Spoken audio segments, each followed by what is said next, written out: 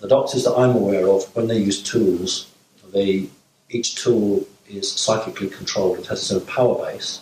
So imagine a screwdriver, but one that can float in the air, like that. Just literally gently floats like that. And it's psychically controlled, and it has its own energy base.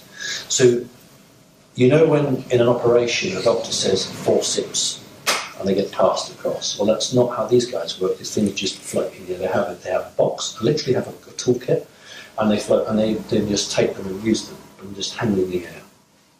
And I woke up and said, what happened to me? And I was told, you died. But don't worry, we will return you.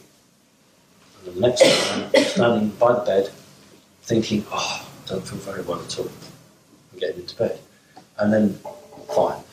Many years later, teaching a young lad to drive at a junction and doing the safety checks, and somebody who thinks we should go. We didn't, crashed into the back of this. I did genuinely get bad pain in my neck. Called the police said, I want an ambulance. Ambulance comes, takes me away. Big ploy, big pass for James Cook Hospital in Middlesbrough, fantastic hospital, brilliant, really good woman doctor, fantastic. And she comes up to me and says, really good news for you, Mr. Parker, that the damage is only soft tissue damage, but I would like to talk to you about your spine. So I said, what do you mean? And her face just dropped. And she said, you don't know? And I said, what do you mean I don't know? She said, didn't you go to hospital? No. And then she's in total confusion. And I'm saying, well, you know, what is it about? Do I need to go and see my doctor? She said, no, it's fine now, it's all healed. And she goes to walk away and said, no, you can't do that. You can't come here and say that, you need to explain it. So she said, well, have you ever played any contact sports like rugby or... I said, well, no, not really. Because she said, the sort of injury you have, I would expect to see, you know, that's what we see.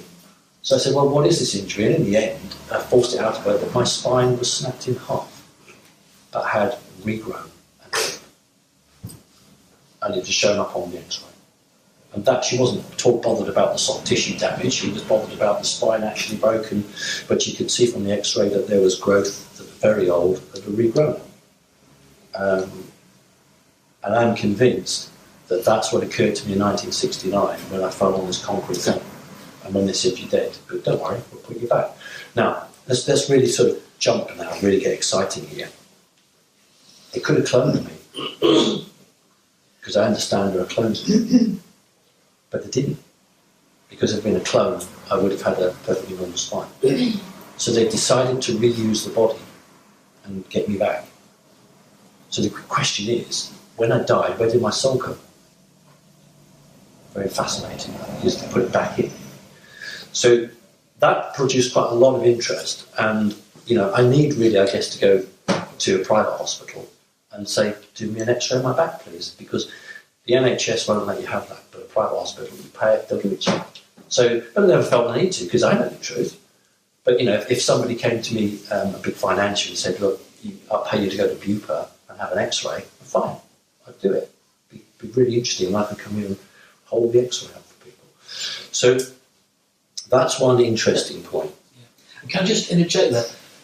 With a lot of your story, this is not putting the story down in any way, it's all based on your eyewitness testimony. Yeah. But if you could get hold of that x-ray... Pay for it now. Well, yeah, we'll maybe have to start a fund. But that'd be like real hard physical evidence that you could take to other doctors or whatever. Well, I wouldn't want to take it to doctors, I'd rather show it to you guys. When I became a driving instructor, you have to have a special licence. The days of when one man and a dog could teach people to drive are long gone. It's one of the most regulated driving routines anywhere in the world now, because we had the highest death rates outside of America for young kids. When I applied for that, that's the DVLA, the DVLA said to me, we've got no record of you. When they said, when we put your name into the computer, it comes up with your address. But as far as we're concerned, you only came into the country yesterday. They had no record of any school I'd ever been to. No hospital, doctors, nothing. And I then had to go and find documentation that went back to 1985, a hard copy to post them before they would believe that I actually hadn't just arrived in the country. And my human mother had said there are 2 records kept for all people who have alien experiences. One, genuine experiences that the government wishes to interrogate and ask questions of, and another one where they relinquish their responsibility. In other words, there's a small list of people that the government has no right over. But if I park on a double yellow line, I'll get a ticket and I pay taxes. But in terms of the bigger game, the bigger decisions, they're not allowed to be involved. And their attitude is, we don't manage him, we don't control him, he doesn't exist. So when this physical body of mine dies, it'll be interesting because the only thing left of me will be on YouTube. It's still going. But there'll be no record. There's no record of me going to school. Why is that? Is there an agreement that's between the alien species and the government? Or? Yeah. It's part of the government honouring an agreement that there are certain individuals throughout the globe that the aliens feel that to them is very important, that the connection is important. They do not want manipulation. They don't want influence from the human side on that particular person. So that person belongs to them in the way they put it across to the elite government. When somebody came from Canada to visit me, they had only been in the house 20 minutes, and the doorbell went, and there was a policeman, and the policemen I see are always about 6'8", 6'9", 6'10". It's really interesting. I don't see ordinary policemen. And this is a good example. And a young boy, maybe 14 years old, who was obviously in a trance state, standing there with a handful of flowers. So it was a big policeman and a boy about between 12 and 14, local school, with a handful of flowers. And I know the game, so I'd look at this copper. I look at the boy, and the police officer said, and I quote, "I was on patrol," straight face son, "I was on patrol and I saw this young man stealing flowers from your garden." Sorry, this is Whitby, remember, you wouldn't get this response here. So I put the blue lights on, swung the car round, got him, and made him come here to say sorry. I've got this person who's come from Canada who's brought a 16-year-old girl who has a demonic possession, which had to be removed. She had alternate personalities, which I had to reabsorb. And she had a suicide program, which I had to switch on. That's why these people have turned up on my doorstep. The boy knew nothing, he was in a total trance. So I looked at the boy and I said, "You know what, if you want flowers, you can have as many as you want, just come and ask." And that was it. But the police officer didn't move, and I knew he wants to come in and see these two. So I said, "Why don't you come in?" So he came in, walked into my front room, looked at the mother, looked at the girl, said to me, "That's fine," and goes off. That's how the elite are allowed to work with me. They are allowed to observe, and that's all. When I do get interference, it's when people act without authority. When my car was rammed off the road, and I had an employee of the Rothschilds in the car with me, that attack was unauthorised. Okay? So this is what occurs when an elite organisation is following a game plan. But sometimes as you go down through the structure, some of the people down there don't want to hear what the orders are because they may be personally affected by something like that, and they may then do their own things. So governments generally want a quiet life. They want to not rock the boat, and until the human element has an equal technological balance with off-worlders, they won't push the situation too far. Right. Is it tea time? It's not, is it? It's not, though. We're going to go for another 50 minutes. Okay, that's fine. I mean, Can I have another question? Yeah, sure. I'm interested in is just to sort of start it off somewhere, because obviously there's quite a lot. I think we've all got questions which are wide scattered. I guess the interest is, from your perspective, who are the alien groupings engaging the planet? Okay. Why are they engaging the planet? Okay. And I think there was one more, but I'll Okay, tell because you know, saying that if you give me three, I won't remember them. Could I Right. also ask you a question? Can I just answer this because because I have dyslexia, I will not be able to code, and I'll have to come back and ask for to be reminded. Look at President Putin.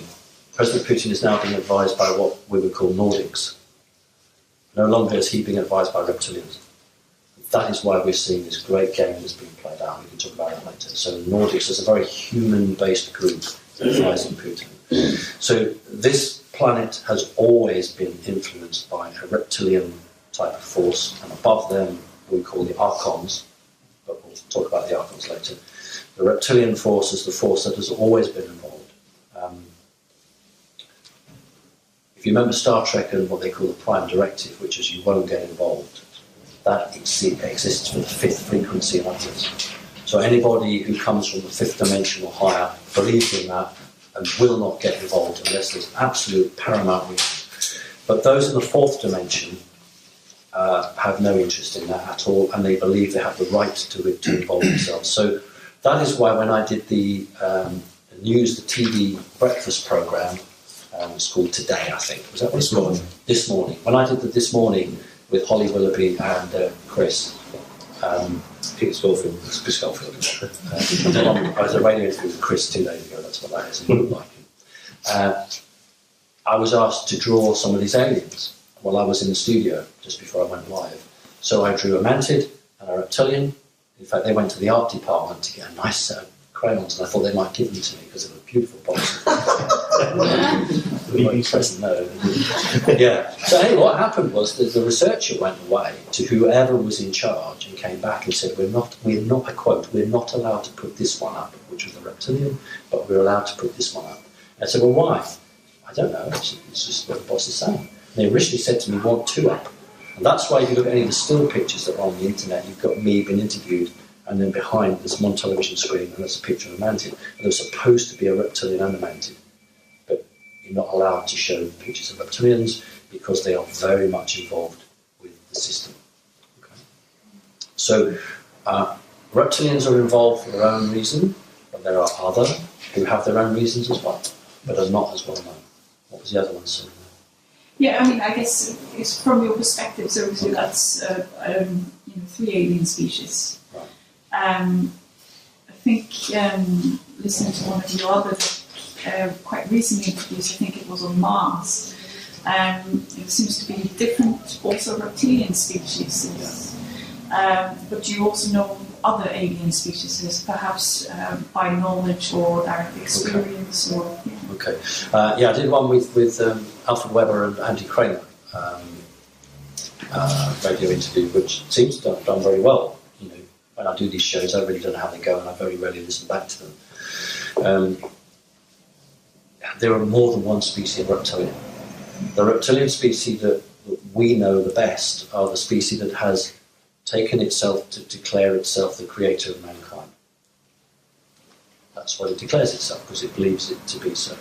But there are many, many other groups of reptilians. There's a group which are called the Raptors, for an obvious name, but they're called the Raptors, and they work with the United States Navy. Now, when the 9/11 situation occurred, you'll remember that there was an explosion in the Pentagon. What you may not know was that it was the Navy, the United States Navy section in the Pentagon that was blown up. And the reason for that was the US Navy, through a guy called Forrestal, right back in the 1950s, have always played a key role in ufology. You wouldn't think the Navy would be involved, but they've always had a key role. And they have a much more centred approach than either the United States Air Force, which obviously is in charge in one arm of the Space Fleet, and the Army. So the Navy got a bloody nose at the Pentagon explosion as a warning to them, because they are dealing with a species of reptile called a raptor. And the raptors have their own agenda. So there are many, many different groups. I don't like the alien greys. I just don't. I don't see them very much. But there are many different sorts of alien greys. And when I talk about my experience with reptilians, I usually during a conference make it quite clear and say the draconis reptilians, because I can't speak for other people. Other people are having experiences with other different groups who have different agendas. So it doesn't mean that they're wrong and I'm right, or vice versa. It's just that different alien species have their own groups. They all meet. They all have an annual general meeting once a year, and they all agree a certain program, and then they all go their own ways and just do exactly what they want to do, very much like humans. So they'll sign up to something publicly, and then they'll just go and do their own thing. So somebody who doesn't understand will say to me, what are the aliens doing? And if I'm in a bit of a bad mood, I'll say, well, which aliens are you talking about? Oh, well, and it's about making people realise that there are many agendas. You know, if you went to the Chinese government, would their agenda be anything like the Indian government? No, of course it wouldn't. So why should they be any different? So that's the situation we have. We have many different countries with different historical trajectories of engaging with humans, linked in with the planet and the way it works. And so my values or my perceptions of what's happening are based on a small minority group that interact with me. But if I was, say, Alex Collier, who was meeting with a group from a higher, more spiritually defined range, then my view would be very different, because I wouldn't be meeting with reptilians. Because if you're in the meeting with the creatures from the fifth dimension, you won't meet with reptilians. So your ideas and views will be different. So nobody's right and wrong. Everyone should be respected, but all the views should be taken and coordinated to try and understand what that's meeting. You had a question, didn't you? Oh yeah, it was just that you keep mentioning the Illuminati, and I'm not exactly sure what you mean. Okay, and that's a really good point, because I use that terminology simply because that's the name that appears on every YouTube video on the subject on the internet. I'm not good at YouTube. Well, it goes right back to 1776. It goes back further, but 1776 is when we started in the term of the new colonies in America. It's the forming together of wise men who are empowered to make decisions for people who can't make decisions. My grandfather used to always say, basically ordinary people can't go to the toilet unless we show them how to. Because that is the value system that they are brought up with. It's not so different from someone who goes to Eton, Oxford and Cambridge and is told you're going to be a doctor or you're going to be a solicitor. And there's an arrogance with a particular line. Not all of them have it, but a lot of them have that arrogance. I'm better than you. And they believe it. And they're the new captains of industry. They're the ones who are going to be running the country. You're going to be Prime Minister in 25 years' time, or what have you. So they actually come into this world already with a program which is telling them they're different. So with the Illuminati group, this is a group of people who have different divergent views, and I want you to imagine it not that way, but that way. And within that, there are many, many different groups and values. But you have people like the Rothschilds, the Rockefellers, J.P. Morgan, who are actually at the top. And it's these that you would refer to as those who make the decisions based on an agenda they are running.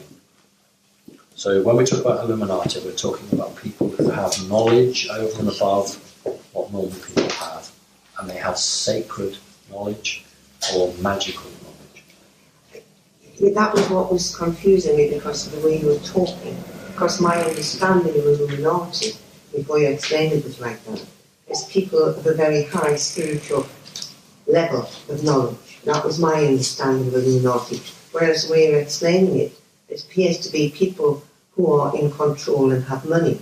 So that was why I asked it. They're both right, because most Illuminati people are vegetarian, because they know that if they eat, it lowers their body's vibrational frequency, and they want to do magic or they want to be successful in business, so they wish to increase that. So most Illuminati people are spiritual, but their take on spirituality would perhaps be very different from yours.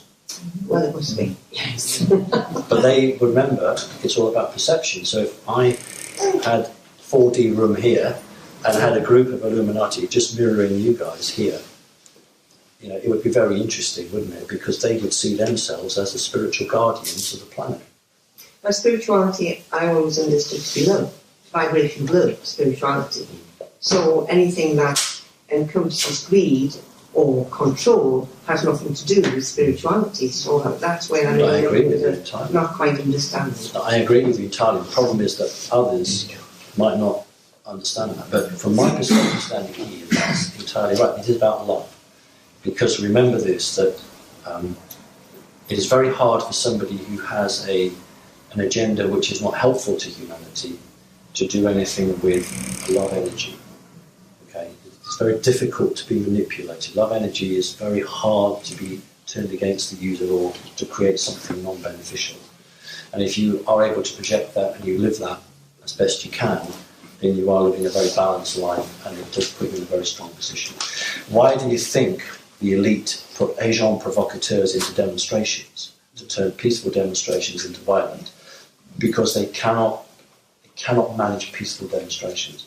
If 100,000 people sat down in Trafalgar Square and all peacefully thought the Queen should abdicate, human consciousness would cause the Queen to abdicate. Can't have that. So we'll put a few people in to throw petrol bombs, and we'll get all the riots going, and then that energy can't be used for that. You know, human creatures, and I say that because you might have a reptile soul, you might have whatever, so I just refer to you as a human body. You have the ability to create out of nothing. You have the ability to create out of thought. You can make things happen. I have a drink of water now, but this is about human consciousness. I want you to understand it's perhaps the most important thing here. The story I give is a true story that in about 1840, 1850, on Orkney Island, there was a big sandstorm, and a Neolithic stone-built roundhouse was discovered, and it's about 4000 BC, so made by the Neolithic, the New Stone Age. And the Victorians, 1840, 1850, 1860, their archaeologists came and did a good job, cleaned it all up. This thing was totally round, like an igloo, except a quarter of it had fallen away. So they thought, we will restore this and we will make it whole, and then we'll charge threepence and people can come from the mainland to come and view it. That's fine, that's okay. Human consciousness back then had been programmed since the times of the ancient Greeks, and even further back. Rooms have corners. All rooms have corners. What they were seeing was a round room with a piece fallen off. But because their consciousness was so lower, it restored it with a corner. This is really important, because at that level, the consciousness decided that it had to have a corner. You know, that door's there because human consciousness decides that door goes there. You create from thought. Many years later, 150 years later, if that roundhouse had been found, because we are evolving and human consciousness is, believe it or not, moving up, they would look at that and they would say, oh, that's meant to be round. So that's how human consciousness has gone in 150 years. So don't mistake it. It is really advancing. It is advancing. It's just very difficult from our perception. So we should all be really proud of what we are, because we are creators. And that's what certain people in government don't want us to know, that we really are creators. And I always say, and I have to be very, very careful, because I understand people can be religious. I know God is real because the aliens have told me God is real. But it's religion I have a problem with. And I don't think anybody should bow down to anybody. That's my view. You know, you ask yourself what is right. Okay. And I mean, even Jesus said, don't make graven images. Don't make models. And what does the Catholic Church do? It makes plaster casts of Mary and Jesus on the cross. And specifically told don't do that. So it's religion that's the problem. And here we go, it's men. It's not women. It's men who want to control. Who want to control. Well, I'm talking about religion, where the female had a role in Celtic times, and that was taken away from them because men wanted to control that environment. So within the religious line, we see how hierarchy, power have corrupted that. And so we're always asked to give away our rights, aren't we? Our strength, our own sovereignty, give it away to someone else. And it's so important that you don't. Okay. Does anybody else have any more questions at the moment? Because if not, you haven't told us too much about your interactions with mantids. Okay. About meeting the Great One. Okay. And about the task. And It's probably better if you ask me one question at a time, because I can't. If you tell me 3 or 4 of them, I can't do that. Well, tell us about the mantids, your experience with them, and particularly the contract or task that you have with them. Right. There are many sorts of mantids. The mantids are ones I relate to are divided into 3 tiers. The first tier literally are the doctors. If you ever have an operation, don't have a grade, do an operation on you, get a mantid to do it. It's very, very skilled. The next one up are the computer operators, or those that fly spacecraft. And then the next group up are the ones that wear the purple robe, and they have the job title of Universal Master. And I actually asked one, how can you be a Universal Master when this is a multiverse? And the answer is very simple. Within the multiverse, there are universes. And we have one appointed representative for each universe within the multiverse, because it's too big for one person to manage. So that's why they're called Universal Masters. And I would say to you that the very fact that they are hierarchical like that means they haven't evolved properly. Because if you go to the 5th, 6th and 7th dimension, the only type of structure you have are those that decide to learn, like elders who want to learn and be more knowledgeable. But there isn't a hierarchical structure. So as soon as you're faced with an alien group that has a structure like that, you know that they haven't spiritually evolved. So this is the group that I work with. The Universal Master is between 7 foot, 7.5 foot, and wears a purple robe, usually male. There's a slit in the pocket, and then the wand is kept in. One's about 18 inches long. I don't know what that is in modern money. It's about that long. It's not a self-defense weapon. It is a rank of office, but it is used to control humans. That's why a genuine experiencer can never report a gun ever being seen, really. When do you see genuine experiencers tell you about an alien with a gun? Why don't they have guns? Because they don't need them. Why don't they need them? Because they can turn a human off just like that with the brain. They don't need guns. When the reptilians were doing the genetic experiments with humans, they put a switch in all human or white people's minds. That's very important. Why don't I make that? Which allows them to gain access to that particular individual. They do it with a blue light. And I've always made the comment, why do you think police cars have blue lights? The elite know. What that does is if you're a bad person or a good person and you're being chased, the blue light behind you on a deep level, frequency level, makes you make mistakes. That's what it's about. You make an error judgment. Why do you think when the police in America chase people, they don't chase them? In Britain, when a police car chases somebody, they generally chase them right up behind them. In America, they don't. They just wait for them to crash because they know that's what's going to happen. They do the work for them.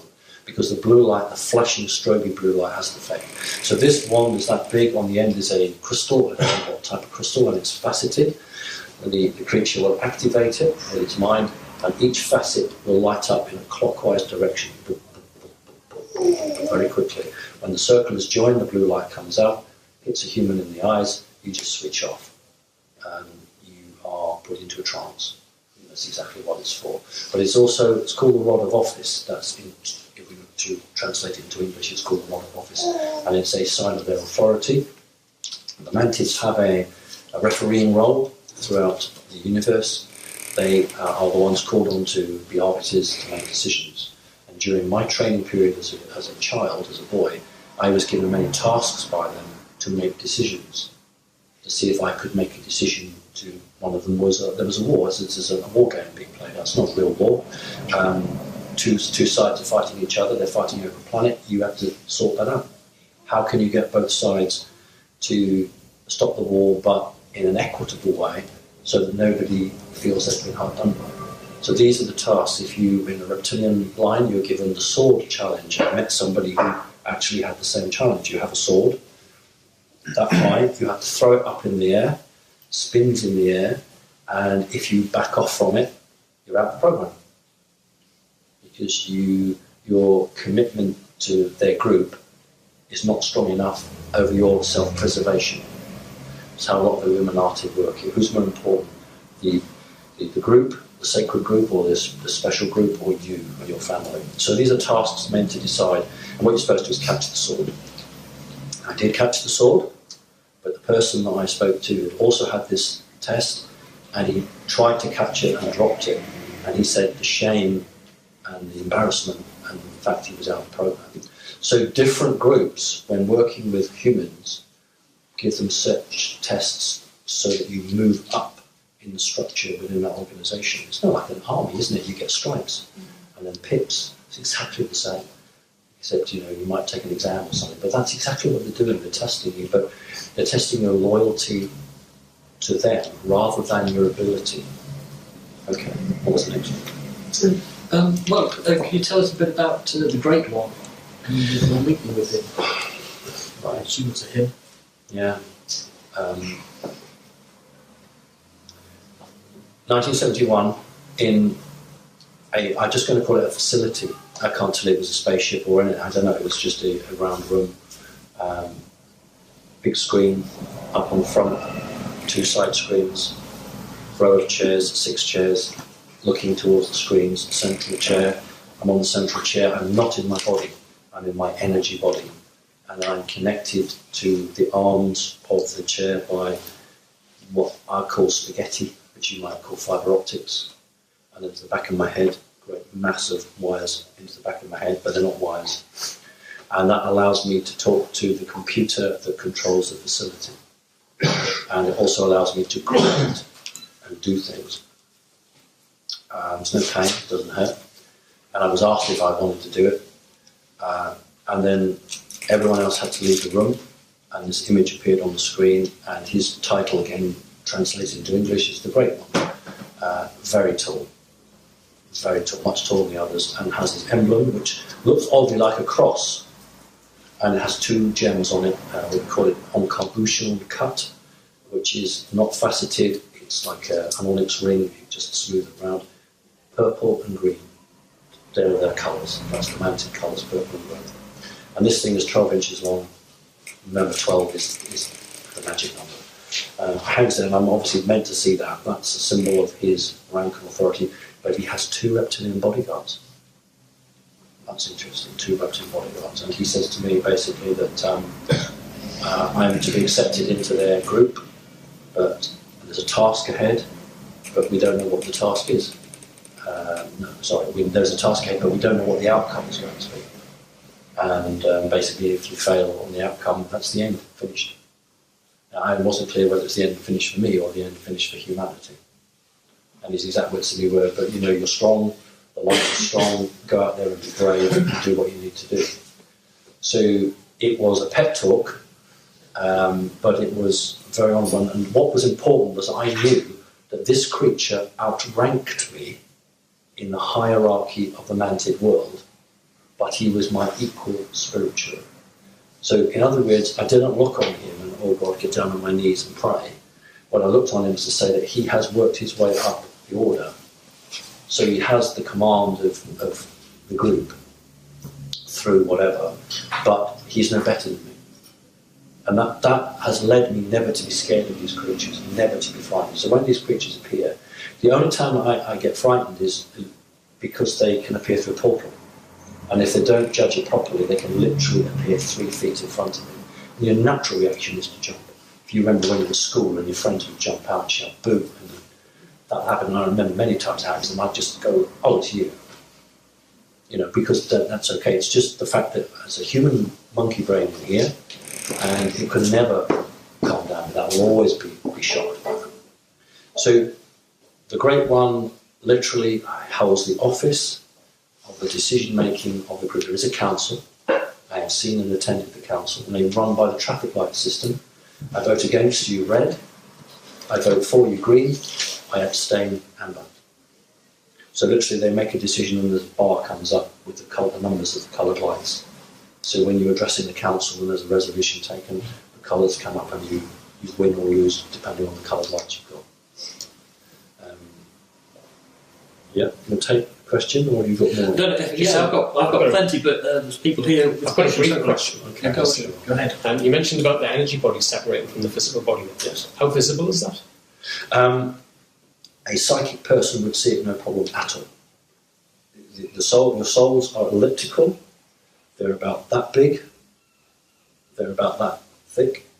And they sit here, from here to here, cover the heart area. They are white to whitey yellow, and they vibrate like that. And depending on your soul family, then the vibration is different. Can you see them? No, I can't. The only time I've seen them once when I was permitted to see them. I don't see auras either. I mean, done conferences up and down the country, and 2 people in different parts of the country came up and said, I can see your aura. Oh, great. And they both said it was white. And I've never seen an aura. But I have been told, that's why I don't see orbs, really. Been told that if you could see this, it would deflect you away from your work. You would be so involved in this that you wouldn't do what was distract you, because that's not what I'm meant to do. I've seen an orb once, and it was an orb, for those of you not aware, is consciousness coming in from another dimension. But our dimension in the third world is very heavy, so anything that comes through is squashed into a circle.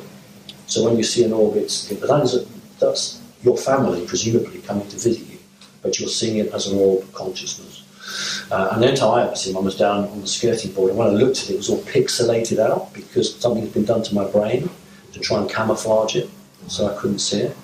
Any more questions? Go right ahead. Earlier you mentioned implants. Yeah. Can you explain a bit more about that, please? 2 sorts of implants, 2 pedigrees of implants. The human elite implant people, left, right and centre. How do you do that? Abduct you, take you, and place an injection into you. This is the old one. The new one's a nano box, but under your skin. And what they do is they already have a sample of your DNA, and they grow a cell culture around it. So when it goes in, your body doesn't reject it. Because if you just stuck a piece of metal into your body, the body would try and get rid of it. So it's like in a gel sheath. So your body detects its own genetics and then grows around it. And what they want is the nerve endings to start growing into it so that it can communicate directly, depending on where it's placed.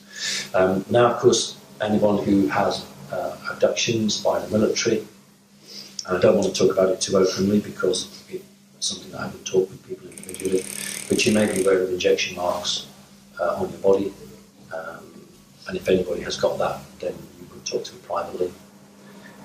That's sometimes, occasionally, injections of tiny implants for other purposes. The other group now that literally the last 20 odd years are etheric implants, which are implants that can be placed in your auric field. If it's there for not a positive reason, it's there to stop you from developing. Lock down your chakras, prevent you from being spiritual, telepathic, what have you.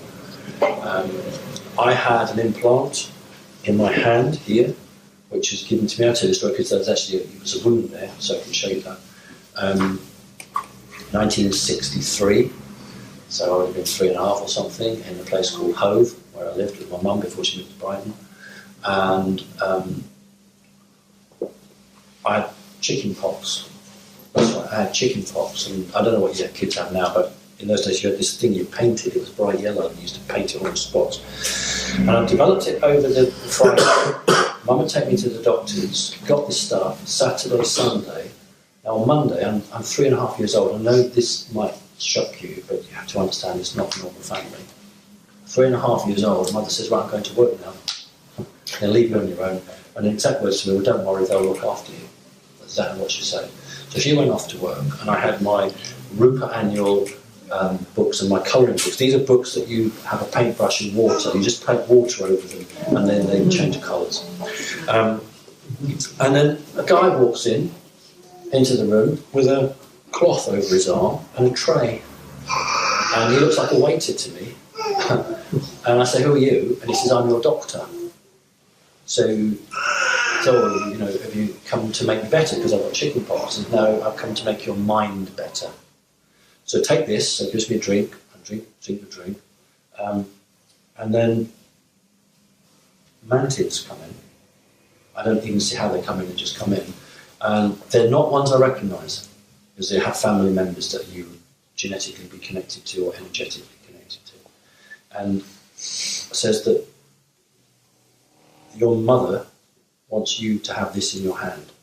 And it's about that big, it's like a glass bauble, and I actually start panicking because I don't want that in my hand, and then he understands and says no, and then it just cracks open, like that, the two ends open, and inside is a tiny, tiny silver, not black, a silver piece of metal, about a quarter side of a rice grain, just floating.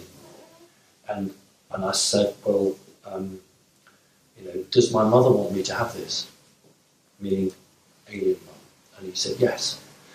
But he said, your mother's told me to tell you this. And he then gave me a code word almost, which I know that only he would have. So I said, well, what does it do? And he said, well, if you want your mother to know where you always are and to be able to monitor your health and come to you whenever you need trouble, this is good for you. If you don't want that, this is not good for you. Make a choice. That's the way it's always been with me. I've never been forced. It's make a choice, you choose. So I said, I'll take it. Really, really bizarre, because what I saw was the skin in my hand just open apart. No blood at all. And that freaked me out. Now, you know, when you have human kids and you go for an injection, the doctor, he or she, will say, look away, so you don't see the needle going into your arm. Well, what this mantid said was, look at the animals that have come to play with you. And when I turned, there was a cheetah, a giraffe, and something else just dancing in the room. And then they disappeared, and my hand had gone. Well, it was got at by military when I was in my teens, and they took it out. Now, I know it's humans that took it out because there's a scar. If it's ever done by people from off-world, there's no scar. The technology is such. So then they came back to me and said, you've had your implant taken out. Do you want another one? Yes. Okay, well, the important thing is that we better not tell you where we're going to put it, because if you know where we put it, they'll come and take it out of you. So we will make sure you forget, if that's okay. Yeah, that's fine. So I have another implant which allows my bodily functions to be continually logged and checked. And wherever I am, if I need help, then help will come to me. So those implants, I'm not saying they're good or ill, that's those, but there are implants that the elite put in. They don't need them so much, as long as you've got your mobile phone on and don't know exactly where you are within 6 feet. Never mind all this meters is within 6 feet. They track you by your mobile phone. And the other thing that's interesting is that, in the TV detective shows, they make a call and say, we need 10 more seconds to trace the call. It's absolute nonsense. They know exactly where you are, but they don't want the public to know the truth, just how much they are. And that's why you were forced to go down the digital road, because analogue could be tracked in the same way. You can't hack into analogue. Okay. Any more questions from the floor? Or I was going to ask, does your earth mother, was she always aware of what was happening to you? Or? She must have made an agreement. She must have had her own agreement. I mean, she never remarried, she never had another boyfriend. Mm-hmm. There's a good reason for that. And she actually said to me, my only job is to bring you up. My mother was very reptilian souled. And in one way she loved me, in one way she resented me, because she was held on the planet doing a job that perhaps she didn't really want to do. So she did know, because in 1971 when I had we haven't talked hugely about that, but when I had the experience, she actually said, draw it all down, and I will take these drawings to the people I work with. So she had a very clear knowledge, but she didn't want to lead me. She was under orders that she couldn't let me advance beyond my own understanding, or she couldn't push me. I had to be left to develop it. She had to leave it. Yeah, and then when I came to her with a question, then she would answer it. Very difficult for her, very, very tricky. I mean, I desperately feel sorry for her, because she was in an impossible position. She was murdered in 1979 when she went to her bosses and said, I can't do this job anymore, I can't work for MI5. She'd become an alcoholic some 4 or 5 years prior to that, simply because what she was reading on the documentation was, she said that she was unhappy with the fact that people were being lied to. There was all this stuff she was knowledge, people were being lied to, and she didn't like it. And of course they just said to her, well, you're part of the system now. You're doing it. You're part of the system. You are the problem. Which upset her greatly. And she took to drink, and she became a loose cannon. So she went to them and said, look, I've had enough of this, I want back. You promised me my job back. They did. Got her job back, and then within 2 weeks she was done. So, and I've always said that, and I won't kill her, I understand that, because from their perspective, they had this woman with all this knowledge, but doesn't excuse it. So this is the real dirty world that exists. Okay. You had another question, yeah? Yeah, you mentioned choice. You're always given a choice. Yeah. Is that a multiverse or omniverse principle that all beings must have freedom of choice? Yes, it is, because if you make a choice that is not free will, it can't hold its validity. In other words, if you make a choice, I have to do it, I can't explain all this. You do a choice here, something flows from it and flows from it and flows from it, and in 1,000 years' time, something happens. But if it's found that this choice was not made out of free will, everything doesn't exist. It can just be removed. So if you want an outcome, whatever that outcome might be, you can't force a person to that choice, because that outcome may not happen. So free will is enshrined right across the multiverse. But you can maybe get entities that might have an agenda and would try and influence a choice. Not that you make a whole choice, but you still make that choice out of your own free will, even though you don't know the true facts. When I was walking here, I passed the job centre, and I saw a maze outside the job centre, and I made some joke which we won't go into now. But that's the same point, because you have freedom to walk, but you are constrained by some barriers. I have had talks to people who are Rothschilds who actually fully understand this, that you have the free will, but your left turn or right turn is already dictated for you. So you have free will within that corridor. But that actually is right across the universe. But the higher up you go, the bigger that corridor, and the more freedom of manoeuvre you have. The lower down you are, the more tightly confined you are. So can I ask you a question now? Somebody left on the events page. Thanks to everybody who put questions on the events page. A couple about the mantids. A quick one here. Are there different mantid species like there's different reptilian species? The mantids have a fairly uniform history in terms of genetic development. The reptilians, of course, never came from this part of the universe at all. They are from a very, very different place. And when they arrived, they went through quite a lot of hybridization. They are fantastic geneticists. You cannot beat them. The reptilian group that I know of are amazing geneticists and have hybridized a great deal of things as part of putting their stamp on everything. And you would find that, for instance, there is a native form of reptilian, a native form of reptilian, which has absolutely nothing to do with the Draconis reptilians.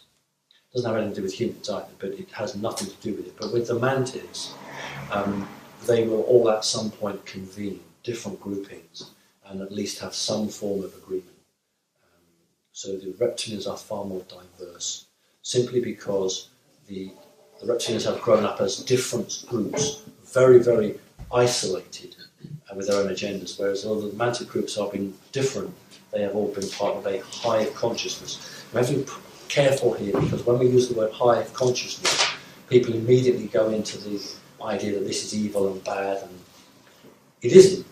As humans, you have individual thoughts, but when you evolve, you will have a hive consciousness, because you will become telepathic. That's the point, because you will be your own internet. You know, Fred down the road painted his front door green. What paint did he use? I'll just ask him. Where did you get the paint from, Fred? Oh, yeah. Well, someone else then comes in. Do you know what? They're doing a special offer at B&Q. That's a hive consciousness. There's nothing evil about that. That's what it should be like. That's really, that you were like that when you first came here 500 million years ago. 500 million years ago. Like that. Yes, and it's been taken from you. No, I can't go accept it's been taken from us. We still have it as our awareness. Yeah. But it's, That's my belief system. I'm calling it. Your higher self contains your energy DNA. Yes. When we talk about your higher self, people say, go ask your higher self. Often when you ask somebody, what's your higher self, that's where they stop. They don't know, but they know it's the good. The higher self contains your DNA and an energetic force. This is part of the Ascension program, is bringing this, reconnecting that back into you. That was taken from you. You didn't have choice give up the ability to lose telekinesis. You didn't have a choice give up the ability to lose the ability to be telepathic. That was taken from you so that your knowledge and awareness level came down so low, you were still intelligent enough to work, but not intelligent enough to throw off the problems. So this is what we're doing, hopefully, is reconnecting with who we truly should be and developing forward. Well, it's getting close to lunchtime, but I think we've got time for a couple of connected questions, especially if you've just mentioned Ascension then. Okay. And the Mantids are spending a lot of energy working with you and possibly with other humans. Sure. They seem to be allied to the human cause, or the humans that are in this room. Okay. What is it that they want out of their relationships with humans? What are they going to get out of all this effort they're spending on you and others? Not to be confused with self-ascension. The Mantids realise, there's a third dimension, we're going to the fourth. But unfortunately, there's quite a lot of different creatures in the fourth dimension, and it's bulging out now. It's very dense within the fourth. At the lower end, it's very heavy. And the Mantids realised a long time ago that they were spiritually trapped. They weren't able to get out of the fourth dimension. Many creatures, when they are in a search or a quest for technology, forget who they are, forget what they are, and they just chase certain things, and when they look back it's too late because they've lost what they really were. And that is the case in the fourth dimension. Humans are on the verge of advancing. And any creature that has the consciousness to make a change and become more involved in love, I'm not going to use the word light, become more involved in love, can also benefit from this energy explosion. There is going to be the most massive force of energy release when the mass consciousness of humans rises up. Now, anything that's connected with that consciousness that is also of a loving disposition can actually be raised up as well. The Mantids have realised that. The reptilians also realise it, but have not yet been able to throw away their prejudice and their history. So what would possibly happen is that the reptilians would be stuck while the humans actually overtake them. And that has been predicted for millions of years. Because this isn't the only planet that's... All planets go through this evolution. And it's this one's time now. So and the reptilians won't be happy about that. The reptilians want the status quo. That's why the elite governments are doing everything it can to dumb humans down, to prevent people becoming spiritual, to control the situation. So no, they don't want change, they want the status quo.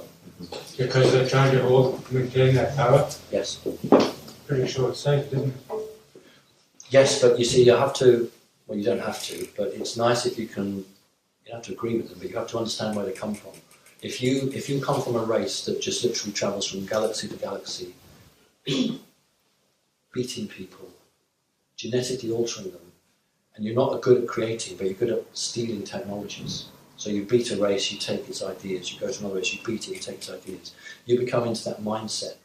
Also remember that mammals, that's what we largely are, evolve very easily and very quickly in return to external stimuli.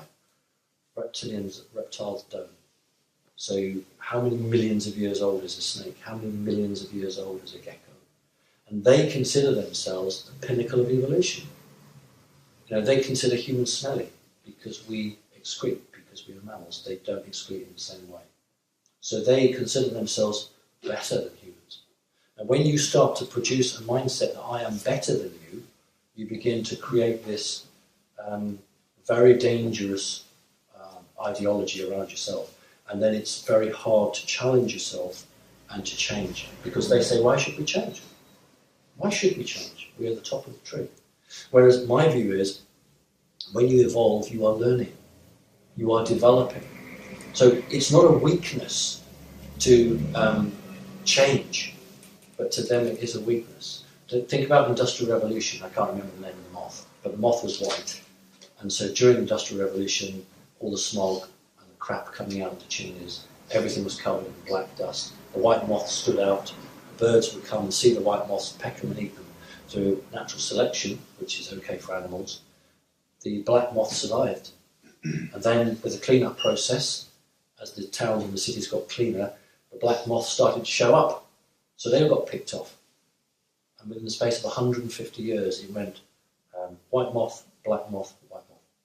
Now that's phenomenal. If you're a creature that lives off-world and lives for 4,000 or 5,000 years, to watch the evolution of something on planet Earth in 150 years is fantastic. The reason that we deteriorate and we change is because of the radiation from the sun. That's what breaks down the human bodies. But if you have a body that does not break down, then it's absolutely wonderful to watch things change and evolve. Reptiles don't change and evolve, they think they're better. Okay. Well, it's nearly 2 o'clock and people are getting a bit restless, I think. So I think we should... Can I ask one more question? It's just that I don't understand what do the mantids look like?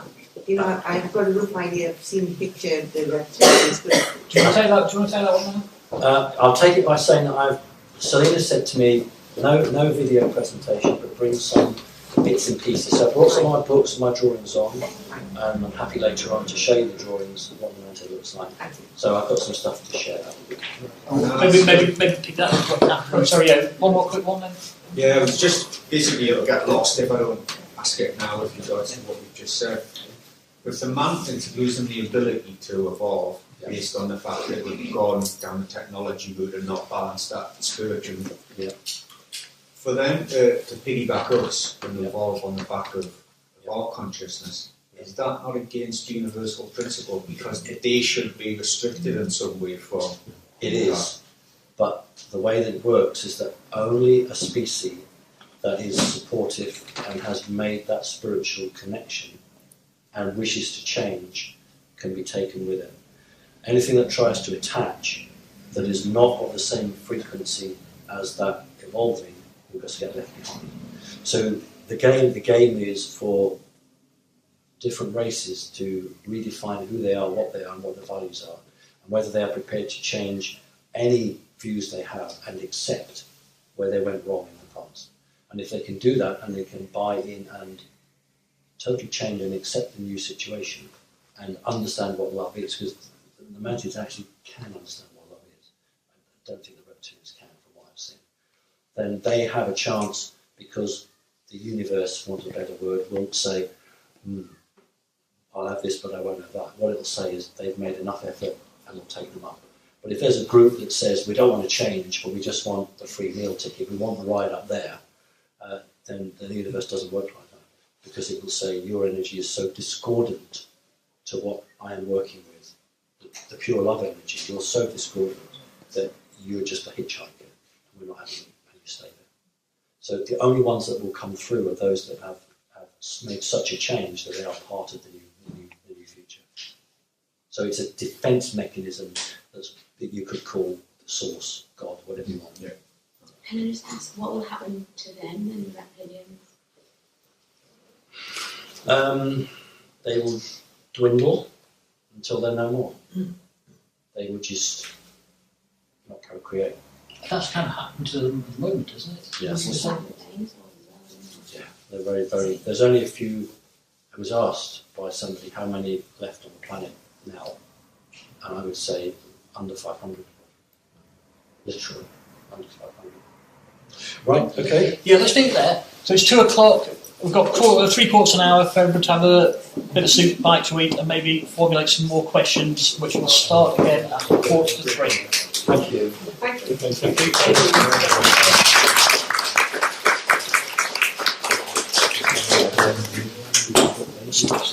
you.